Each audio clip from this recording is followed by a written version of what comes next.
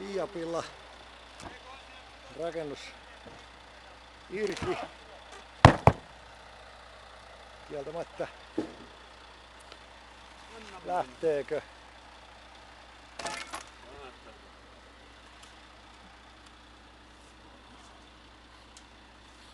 Saas nähdä. Onko liian lähellä? Se potkaisee toi häntä pystyy. Potkas just.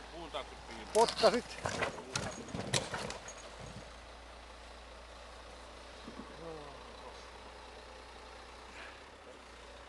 Siellä heiluu.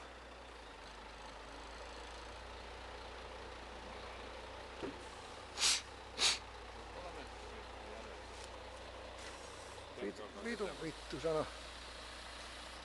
Oishan tän voinut paremminkin tehdä, mutta myöhäistä tässä vaiheessa oppia ikä kaikki. Pitäisikö mennä paremmin liinakkiin? Se on sitten paremmin liinakkiin jatketaan. Yhteystiedot videolla ja blogissa, mikäli haluatte tämmöistä tumpulointia purkutöissä.